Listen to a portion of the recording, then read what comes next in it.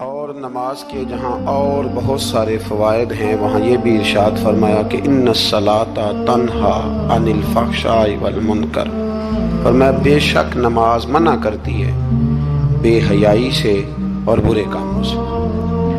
نبی رحمت علیہ السلام کی خدمت میں عرض کیا گیا تھا کہ یا رسول اللہ صلی اللہ علیہ وسلم، ایک شخص رات کو نماز پڑھتا ہے پر سویرے چوری بھی کرتا ہے۔ ہم تو بڑی جلدی کہہ دیتے ہیں نا کہ کیا فائدہ اسے اس کی نماز کا، کیا فائدہ اسے اس کی عبادت کا۔ حضور صلی اللہ علیہ وسلم کی جب بارگاہ میں یہ سوال پوچھا گیا کہ حضور رات کو عبادت بھی ٹھیک کرتا ہے اور سویرے چوری بھی کرتا ہے، تو حکم کیا ہے؟ تو حضور علیہ السلام نے فرمایا اگر وہ پابندی سے نماز پڑھتا رہا نا تو اس کی نماز اس سے چوری چھڑوا دے گی، اس لیے کہ نماز بے حیائی اور برے کاموں سے روک دیتی ہے۔ اگر کوئی کمزوریاں ہیں انسانی تقاضوں کے تحت تو نماز کی پابندی کریں۔ اگر آپ نماز کے پابند ہو گئے نا، کچھ وقت لگے گا تو پھر وہ بھی ساری کمزوریاں اللہ دور فرما دے گا۔ شرط یہ ہے کہ اس کو پابندی کے ساتھ پڑھتے رہیں۔ کچھ دوست کہتے ہیں نماز میں دل نہیں لگتا، تو میں نے کہا نہ بھی لگے تو پھر بھی پڑھیں۔ تو میرا سوال یہ ہے کہ ایک آدمی بالکل فارغ ہے، سوائے نماز کے، عبادت کے، سونے کھانے کے اسے کوئی کام نہیں، اور ایک شخص بیچارہ مزدور ہے، وہ ریڑھی لگاتا ہے، مثال دینے لگا ہوں، وہ ریڑھی لگاتا ہے، اس کے پاس دکان بھی نہیں ہے کہ وہ شٹر نیچے کرے یا تالا لگا کے چلا جائے۔ اب وہ نہ کسی کو کہہ کے آیا کہ یار ذرا 10 منٹ ٹھہرنا، میں نماز پڑھ کے آیا، تو وہ چلا گیا۔ وہ بڑا بے چین ہے کہ میری پیچھے ریڑھی بھی ہے، وہ بندہ جلد باز نہ ہو جائے، وہ نکل نہ جائے، وہ میری تھوڑا سا میرا راس ہے، 2-4 ہزار کا مال ہے، غریب آدمی۔ نماز بھی اس نے پڑھی، توجہ اس کی پیچھے لگی رہی۔ ایک بالکل فارغ تھا، کوئی مجبوری نہیں تھی، اس نے بھی نماز پڑھی۔ آپ یہ بتائیے کہ زیادہ ہمت کس نے کی؟ اس کا تو دل ہی نہیں لگا نماز میں، ریڑھی کی فکر تھی، لیکن ہمت زیادہ اس نے کی، اس لیے کہ اس کی مجبوری ہے، اس کے لیے آزمائش پیچھے کھڑی ہے، تیار ہے۔ دوائی کھانے میں دل لگتا ہے؟ کیوں کھاتے ہو؟ دل ہی نہیں لگ رہا آپ کا۔ خدا نہ خواستہ خاکم بدن، اللہ ہم سب کو معاف فرمائے، اگر بچے کو آپریشن کرانا پڑ جائے تو دل کرتا ہے؟ کیوں کراتے ہو؟ اس کے لیے ضروری ہے۔ تو بھائی یہ فلسفہ ہی غلط ہے کہ میرا دل نہیں لگتا تھا تو میں نے چھوڑ دی۔ دل تو کئی دفعہ انسان کا دکان پہ بھی نہیں لگتا، بیچ دو گے؟ نہیں دل کرتا کام پہ جانے کو تو ریزائن کر دو گے؟ تو یہ تو بالکل سرے سے بات ہی بڑی عجیب ہے۔ ہاں دل لگنا چاہیے، نماز سے دلچسپی ہونی، لیکن نہ بھی لگے تو ہم کو دل کے لیے نماز نہیں پڑھ رہے، رب کے لیے نماز پڑھ رہے ہیں۔ ہاں یہ بات سمجھ لیں، نماز دل کے لیے نہیں، نماز وہ دیکھیں نا، ایک صاحب کہتے ہیں جی میں 5 نمازیں پڑھتا ہوں تو روزی میں برکت پھر نہیں ہوتی، تو میں کہتا ہوں وہ عبادت کرتے ہو کہ تجارت کرتے ہو؟ پیسے کمانے گئے تھے؟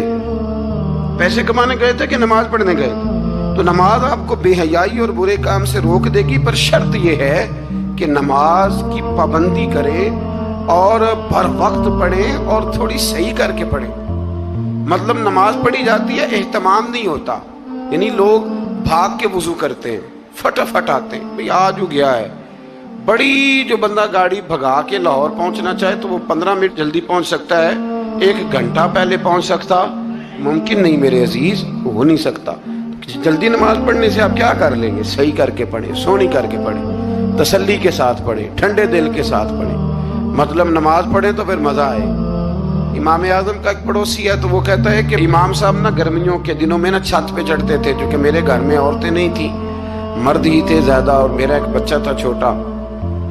کہتے ہیں کہ وہ چھت پہ نماز پڑھا کرتے تھے تو وہ اتنی دیر تک کھڑے رہتے کہ لگتا کوئی ستون کھڑا ہے، رات کو ستون محسوس ہوتا، اتنی دیر تک وہ تلاوت کرتے، اللہ کی بارگاہ میں کھڑے رہتے۔ تو فرماتے ہیں جب ان کا انتقال ہوا تو میرا بیٹا کہنے لگا کہ ابا جی پڑوسیوں کی چھت پہ جو کھمبا تھا، جو ستون تھا، وہ کہاں گیا؟ تو کہتا میں رو پڑا۔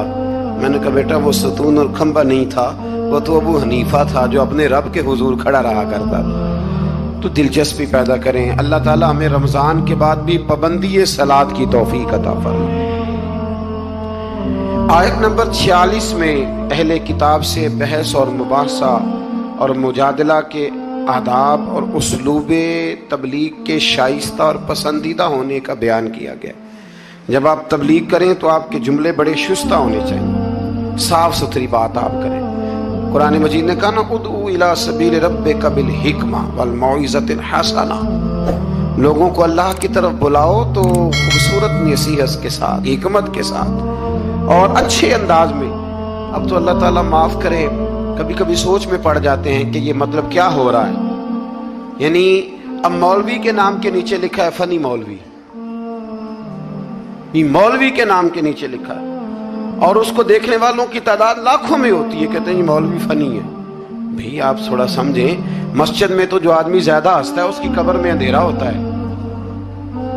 آپ یہ کیا کر رہے ہیں؟ ہاں کوئی بات ایسی آ جاتی تھی تو اللہ کے نبی بھی مسجد میں مسکراتے تھے، حضور بھی مسکراتے تھے، صحابہ بھی مسکراتے تھے، اور صحابہ کہتے ہیں حضور جب مسکراتے تھے تو دانتوں سے نور نکلتا تھا، مسجد نبی کی دیواریں بھی چمک اٹھتی تھی۔ لیکن یہ مطلب مولوی کو اس لیے بلانا کہ وہ لطیفے سنائے گا، وہ طنز و مزاح کی بات کرے گا، تو آپ نے کیا فرق رکھا مسجد میں، اللہ کے گھر میں اور دیگر جگہوں پہ؟ آپ ذرا سمجھیے اس بات کہ وہی بات جو قرآن نے کہی کہ لوگوں نے دین کو کھیل تماشا بنا لیا ہے، معاذ اللہ لوگوں نے کھیل تماشا سمجھ لیا ہے، تو کس طرف مطلب قوم لگ گئی ہے، اور بڑا بڑا عروج ہے اور بڑی بڑی باتیں ہیں، بیچ میں ہے کیا کہ لطیفے سنائے جا رہے ہیں اور داستان سرائی ہو رہی ہے اور کہانیاں ہو رہی ہیں، اور قوم ہے کہ وہ اس پر لگی ہوئی اچھی نصیحت، خوبصورت جملے۔ میرے رسول کریم علیہ السلام کے غلام کہتے ہیں حضور جنت کا ذکر کرتے تھے تو یوں لگتا تھا ہم جنت کی سیر کر رہے ہیں، حضور دوزخ کی بات کرتے تو ہمارے خوف سے رونگٹے کھڑے ہو جاتے، اور حضور قیامت کا ذکر کرتے تو یوں لگتا کہ نکل کے باہر جائیں گے تو قیامت آ جائے گی۔ یہ انداز تھا حضور کا بات کرنے کا، تو لہذا بڑی شستہ، بڑی صاف ستھری اور بڑی میٹھی اور بڑی ٹھنڈی بات کریں۔ دین کی بات جب آپ کریں تو پھر اس میں حسن چھلکے۔ عام آدمی اور دیندار آدمی کے لب و لہجے میں فرق ہونا چاہیے، اسے سمجھنا چاہیے۔ اللہ توفیق عطا فرمائے۔ رسول اللہ صلی اللہ علیہ وسلم کی صفات میں سے ایک صفت نبی امی ہونا بھی ہے۔ امی کا معنی اعلیٰ حضرت نے فرمایا بے پڑھا ہوا، جس نے دنیا میں کسی سے پڑھا نہ ہو، یعنی آپ نے رسمی طور پر لکھنا پڑھنا نہیں سیکھا۔ اس میں بھی اللہ تعالیٰ کی بے پناہ حکمت ہے کہ حضور نے دنیا میں آ کے پڑھنا لکھنا نہیں سیکھا۔ آیت نمبر 48 میں فرمایا کہ آپ نزول قرآن سے پہلے کوئی کتاب نہیں پڑھتے تھے۔ یہ بڑی انوکھی بات کا ذرا سمجھیے، یہ بھی میرے نبی کی شان ہے۔ حضور نے قرآن کے نازل ہونے سے پہلے رب فرماتا ہے کوئی کتاب پڑھی ہی نہیں، کوئی کتاب حضور نے پڑھی نہیں، لیکن حضور تورات کی باتیں بھی بتاتے تھے، انجیل اور زبور کی باتیں بھی بتاتے تھے، وہ نہیں پڑھا حضور نے، اور نہ ہی نبی پاک علیہ السلام دائیں ہاتھ سے لکھتے تھے، لیکن حضور کا لکھنا بہرحال ثابت ہے۔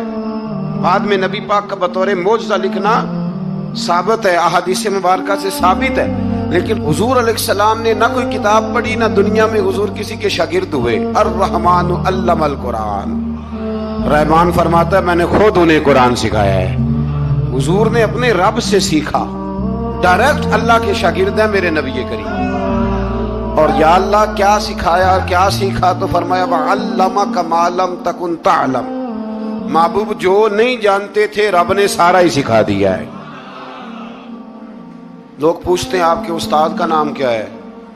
لیکن جتنا بڑا استاد ہو شاگرد کا علم بھی اتنا بڑا ہوتا ہے، تو نبی پاک نے اللہ سے سیکھا ہے۔ اب آپ اندازہ کر لیں کہ اللہ نے کیا کیا علم میرے رسول کو سکھایا ہے۔ تو نبی امی کا معنی ہے بے پڑھا ہوا۔ آیت نمبر 50 سے کفار کے معجزے کی فرمائش کے جواب میں فرمایا کہ قرآن مجید سے بڑھ کر معجزہ اور کیا ہو سکتا ہے، اس کے علاوہ کیا معجزہ مانگتے ہو، یہ بہت بڑا معجزہ ہے۔ عذاب کے مطالبے پہ فرمایا کہ اس کا ایک وقت مقرر ہے، وہ وقت پہ آئے گا، کسی کے کہنے پر نہیں آئے گا۔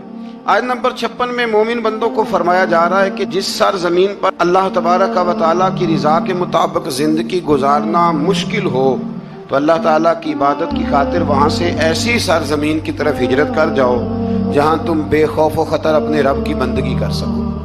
ہجرت کرنے کا حکم دے دیا اگر کہیں کھل کے عبادت کرنے کا موقع میسر نہ ہو۔ میرا خیال ہے کہ دنیا میں شاید ہی کوئی ایسا خطہ ہو جہاں کھل کر عبادت کرنے کا موقع میسر، میں نے برطانیہ میں ایک مدینہ مسجد دیکھی، بہت بڑی وسیع مسجد. میں نے ایک جمعہ وہاں پڑھایا، تو جمعے کے بعد ہم نمازیوں کے بیچ بیٹھے. میں نے کہا آپ نے بڑی شاندار مسجد بنائی. تو وہ کہنے لگے کہ یہاں کی حکومت نے ہمارے ساتھ تعاون کیا. آپ حیران ہوں گے میری بات سن کے.